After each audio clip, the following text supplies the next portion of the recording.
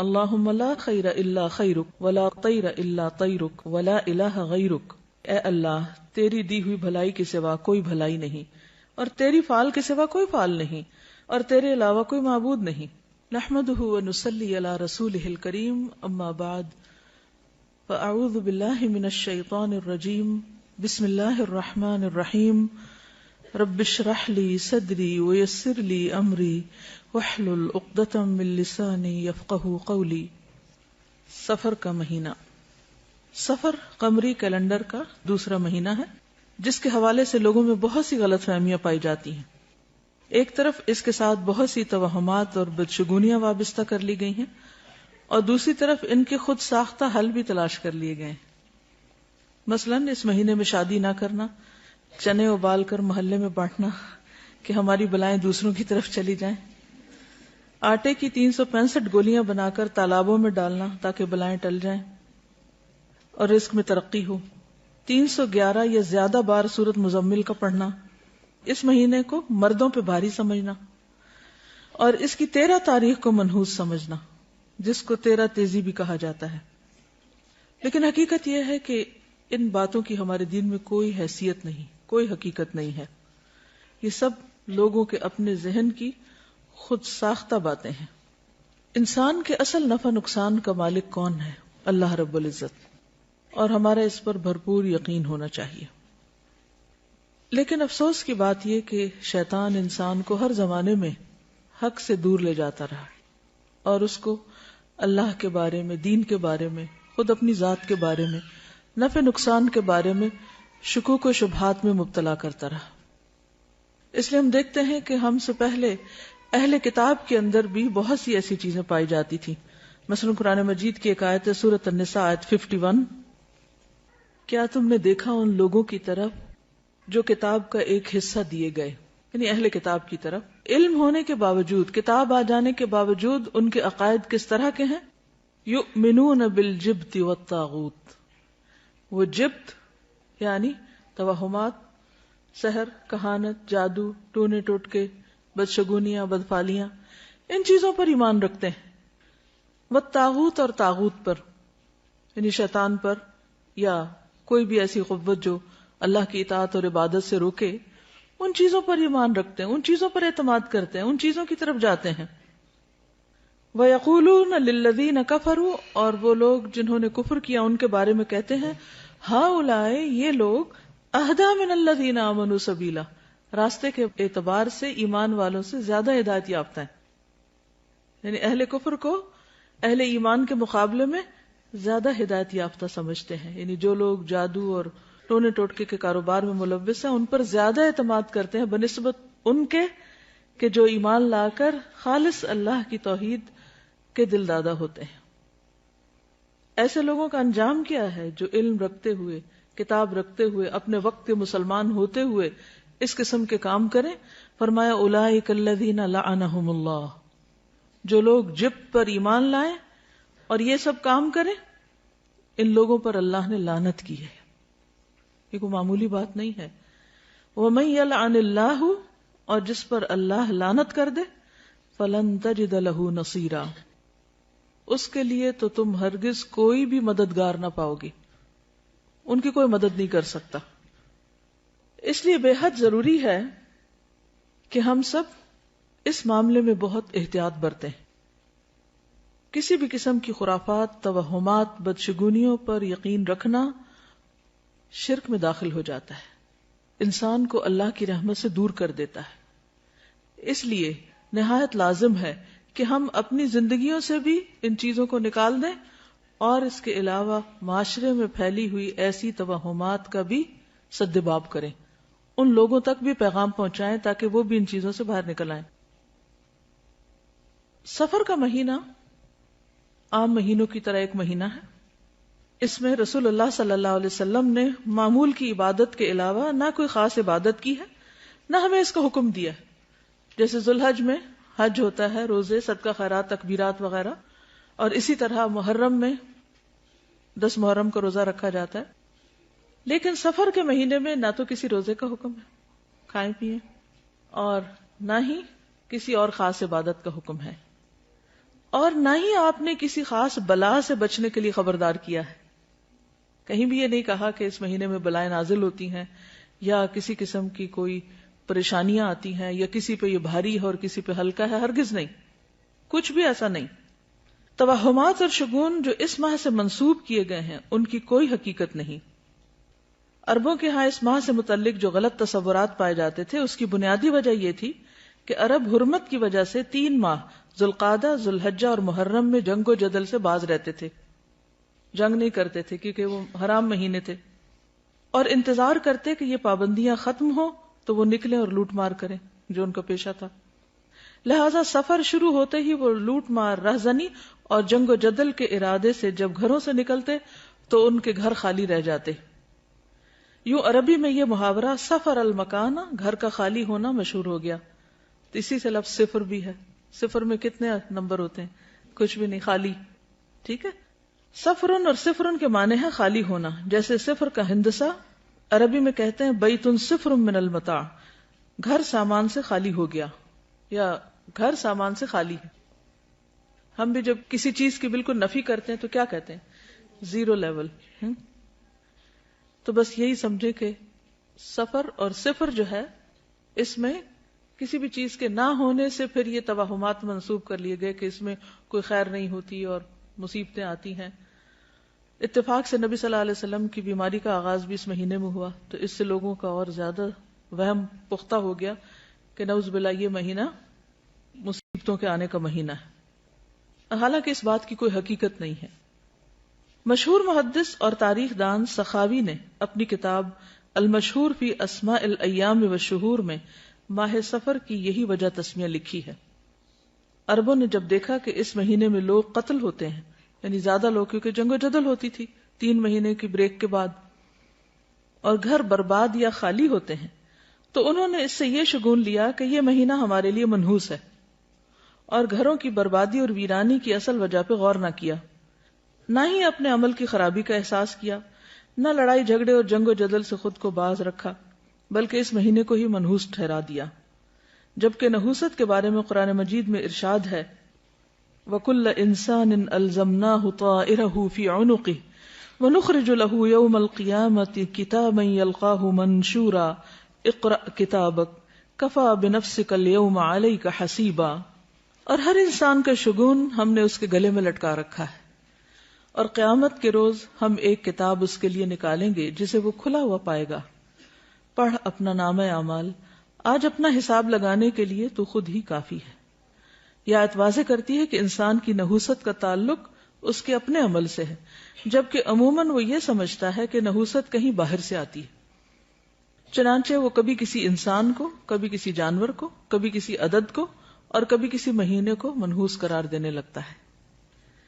عربی میں نحوست کے لیے لفظ طیرہ استعمال ہوتا ہے جو طیرن سے ہے، جس کے معنی ہے پرندہ. عرب چونکہ پرندے کے اڑانے سے فال لیتے تھے، اس لیے طائر بدفالی کے لیے استعمال ہونے لگا، یعنی برا شگون، بیڈ اومن. اسلام میں کوئی دن، جگہ یا انسان منحوس نہیں، بلکہ دراصل وہ انسان کا اپنا طرز عمل، رویہ، اخلاق اور طریقہ ہوتا ہے جو اس کے لیے مختلف آزمائشوں کا سبب بن جاتا ہے. ارشاد باری تعالیٰ ہے ما اصابک من حسنۃ فمن اللہ وما اصابک من سیئۃ فمن نفسک. کوئی بھلائی جو تمہیں پہنچے تو وہ اللہ کی طرف سے ہے، اور کوئی برائی جو تمہیں پہنچے وہ تمہارے اپنے نفس کی طرف سے ہے. تو اس سے کیا پتہ چلتا ہے کہ برا شگون یا کوئی بری چیز باہر سے نہیں، خود انسان کے اپنے اندر سے آتی ہے. آپ نے دیکھا ہوگا کہ کچھ چہرے دوسروں کے مقابلے میں زیادہ خوبصورت ہوتے ہیں. عام طور پر لوگ میک اپ کر کے یا ظاہری کچھ خوبصورتی کی وجہ سے کوئی معیار مقرر کر لیتے ہیں خوبصورتی کے، اور اس کے مطابق لوگوں کو جانچتے پرکھتے ہیں. حالانکہ آپ نے دیکھا ہوگا کہ بعض معمولی چہرے بھی بہت اٹریکٹیو ہوتے ہیں، اور بعض جو چہرے ہیں ان کے نقش و نگار بھی بڑے خوبصورت ہوتے ہیں، لیکن پھیکے سے ہوتے ہیں، بے روح سے، ان میں کوئی اٹریکشن نہیں ہوتی. کیا وجہ ہوتی؟ اصل خوبصورتی کس چیز کا نام ہے؟ اندر کی خوبصورتی. جن کا اندر خوبصورت ہوتا ہے، جن کے اندر ایمان ہوتا ہے، تقویٰ ہوتا ہے، خوف خدا ہوتا ہے، ان کے چہروں پر ایک روشنی آ جاتی، ایک نور آ جاتا ہے، خود بخود ان کے اندر ایک اٹریکشن آ جاتی. تو اس کا تعلق رنگ اور بہت نقش و نگار سے نہیں ہوتا. وہ اپنی جگہ سمجھے 5-10% یا چلے 50% ہی کہہ لیں کہ اس کا ایک حصہ ہو سکتا ہے، لیکن جو باقی حصہ ہے وہ انسان کے خیالات، اس کی سوچیں، اس کا کسی بھی چیز کو اپروچ کرنے کا جو انداز ہے یا اس کی نظر ہے یا اس کے جو اعمال ہیں وہ اس کے لیے خوبصورتی کا ذریعہ بنتے ہیں. جب کسی انسان کے اندر سخت مزاجی ہوتی تو کیا اس کے چہرے سے نظر آتی؟ نرمی چہرے سے جھلکتی؟ محبت چہرے سے جھلکتی؟ یہ سب چیزیں دنیا میں بھی عیاں ہو جاتی. اور قیامت کے دن بھی کیا ہوگا؟ یوم تبیض وجوہ وتسود وجوہ. بعض لوگوں کو آپ دیکھیں تو ان کی آنکھیں خوفناک سی ہوتی، بعض لوگوں کی آنکھیں چمکتی ہوتی، حتیٰ کہ بچوں میں بھی آپ یہ چیز نوٹ کر سکتے ہیں. کچھ آنکھیں بالکل اداس اور ویران ہوتی ہیں، اور عموماً وہ ان کے اندر کے ڈپریشن یا اس خوف کو جو ان کے اندر کہیں جمع ہوا ہے اس کو ظاہر کر رہی ہوتی. جب انسان کے اندر ایک بیزاری ہوتی ہے، گھٹن ہوتی ہے، وہ بھی چہروں سے نمایاں ہوتی. تو اگر آپ واقعی دنیا اور آخرت میں خوبصورت لگنا چاہتے ہیں تو اپنے اندر کو خوبصورت کر لیں، اپنے اندر مثبت سوچیں لائیں. اصل ایمان کیا ہے؟ اصل حیا کیا ہے؟ کہ انسان صرف ظاہر میں کچھ مصنوعی اپنے اوپر چیز نہ ڈال لے، بلکہ اس کے اندر حیا ہو، اس کے سر میں جو خیال آ رہے ہیں اور اس کے دل میں جو کیفیات ہیں اس کے بارے میں وہ کانشیس ہو کہ وہ کیا سوچتا رہتا ہے، کیا دیکھتا ہے، کیا چیز اس کے نزدیک اہمیت ہے. جو لوگ مطلبی ہوتے ہیں، دنیا پرست ہوتے ہیں، خود غرض ہوتے ہیں، لالچی ہوتے ہیں، ان کے چہرے بھی عیاں ہوتے ہیں، وہ بھی چہروں پہ آ جاتا ہے. اور جن کے اندر استغنا ہوتی ہے، عاجزی ہوتی، وہ بھی عیاں ہو جاتی. انسان کا چہرہ جھوٹ نہیں بولتا، انسان زیادہ کچھ چھپا نہیں سکتا. تو چہرے کی فکر کم کیا کریں اور زیادہ فکر اپنے دل کی.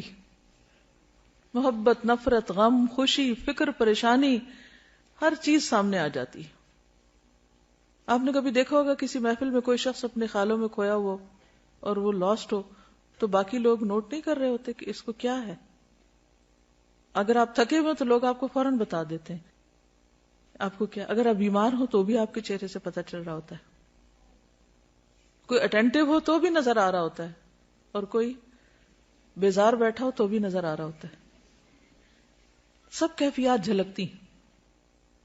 تو اس لیے کل انسان الزمناہ طائرہ فی عنقہ، یہاں گلے میں لٹک رہا ہے، اس کا نام ہے اعمال. ٹھیک ہے نا؟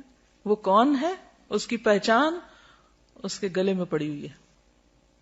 کل انسان الزمناہ طائرہ فی عنقہ وَنُخْرِجُ لَهُ يَوْمَ الْقِيَامَةِ كِتَابًا يَلْقَاهُ مَنْشُورًا. اس کا نام اعمال اس کے سامنے ہوگا. اقرا کتابک، یہ سوچتے تھے، یہ نیت تھی، یہ تمہارے خیالات تھے، یہ تمہاری ڈیزائرز تھیں، یہ تمہاری تمنائیں اور آرزویں تھیں، یہ دیکھ لو. اقرا کتابک وحصل ما فی الصدور، جو سینوں میں وہ بھی نکال کے سامنے رکھ دیا جائے گا. اس لیے بہت زیادہ فکر کیا کریں اندر دل کی. وہاں نفاق ہے یا شک ہے یا حسد ہے یا بغض ہے یا نفرت ہے، کچھ بھی ہے، اس کو نکال باہر پھینکے. کیونکہ قد افلح من تزکا وذکر اسم ربہ فصلی بل تؤثرون الحیاۃ الدنیا والآخرۃ خیر وابقی. دنیا کے سارے غم اور پریشانیاں یہی رہ جائیں گے. اصل فکر بس آخرت کی لگا لے. ایک فکر ہر فکر سے بے نیاز کر دے گی، ہر فکر کو کاٹ دے گی، اور وہ فکر آخرت ہے. تقوی میں، اللہ کے ڈر میں دنیا اور آخرت کی ساری مشکلات کا حل ہے. اللہ کا وعدہ ہے، اللہ نے اہل کتاب سے وعدہ کیا تھا کہ اگر وہ اپنی کتاب کو قائم کرتے، اس پر عمل کرتے تو لَأَكَلُوا مِن فَوْقِهِمْ وَمِن تَحْتِ أَرْجُلِهِمْ، آسمان سے بھی رزق برستا، پاؤں کے نیچے سے بھی نکلتا. رزق کی تنگی فراوانی یہ سب بھی اللہ کے ڈر کے ساتھ. اللہ سے ڈرنے والے بن جائیں، گناہوں سے بچیں، ساری مشکلات آسان ہو جائیں گی. لیکن یہ نقطہ ہمیں سمجھ میں نہیں آتا.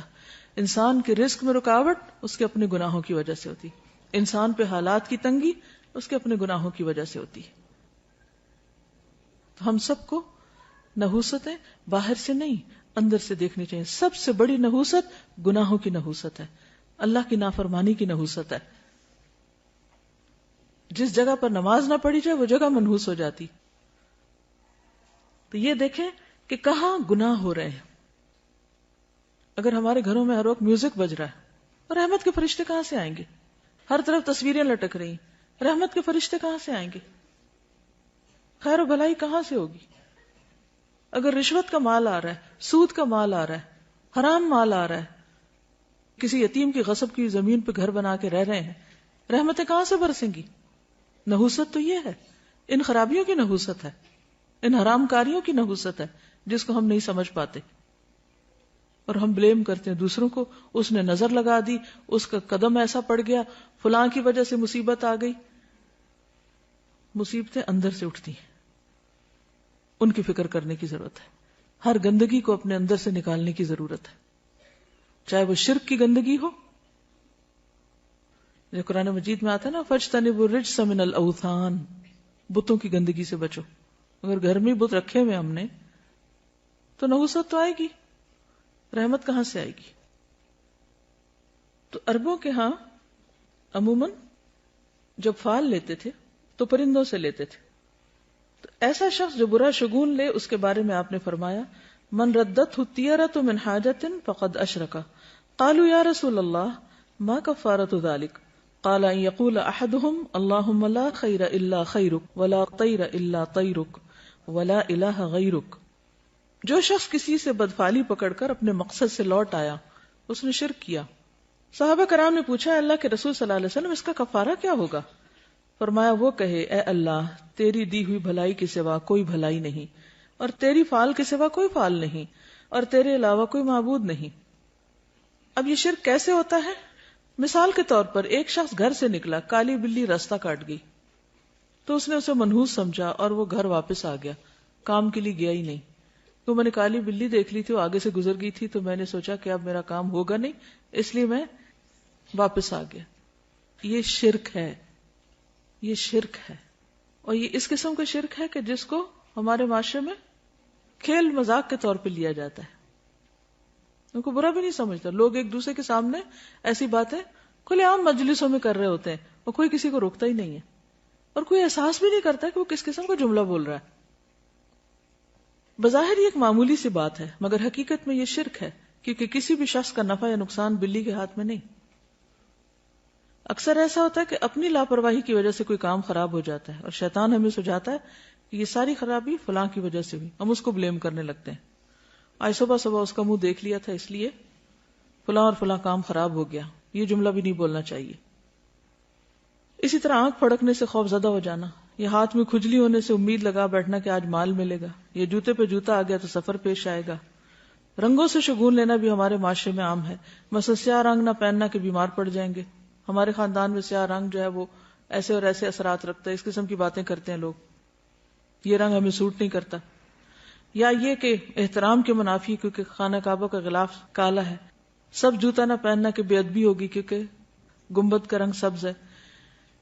تو یہ خود ساختہ طور پر کچھ چیزوں کو حلال یا حرام کر لینا ہے, اس کی بھی ہمیں اجازت نہیں ہے. یعنی اپنے طور پر جو تمہاری زبانیں جھوٹ گھڑتی ہیں کہ یہ حلال ہے یہ حرام ہے, ایسا مت کہو, اس کی اجازت نہیں ہے. یہ سب وسوسے اور توہمات ہیں جن کی حقیقت اس کے سوا کچھ نہیں کہ شیطان انسان کو شرک میں مبتلا کر کے اس کے اعمال ضائع کروائے. یہ سب شیطانی حربے ہیں. یہ توہمات اور بدشگونیاں انسان کو اندر سے کمزور کر دیتی ہیں. انسان پھر کون سا کام کر پائے گا کہ اگر ہر چیز کے ساتھ اس نے کوئی نہ کوئی فکر باندھی ہوئی یا کوئی وہم کرتا ہے. اس کے برعکس اللہ کی ذات پر ایمان اور توکل انسان کو جرت, بہادری اور اعتماد دیتا ہے, اسے جینے کا ڈھنگ سکھاتا ہے. چنانچہ ایسے کسی بھی خیال کو دل سے نکال کر اللہ پر توکل کرتے ہوئے اپنا کام جاری رکھنا چاہیے. عبداللہ بن مسعود سے روایت ہے کہ رسول اللہ صلی اللہ علیہ وسلم نے فرمایا, الطیرۃ شرکن الطیرۃ شرکن ثلاثا, یعنی 3 بار فرمایا, وما منا الا ولکن اللہ یذہبہ بالتوکل. بدشگونی شرک ہے, بدشگونی شرک ہے, 3 بار کہا, اور ہم میں سے کوئی ایسا نہیں مگر اسے وہم ہو جاتا ہے, لیکن اللہ تعالیٰ توکل کی وجہ سے اسے دور کر دیتے ہیں, ورنہ تو انسان کچھ کرنے کے قابل ہی نہ رہے. تو اصل نفع اور نقصان اللہ کے ہاتھ میں ہے. یہی چیز انسان کی توحید کو پختہ کرتی ہے.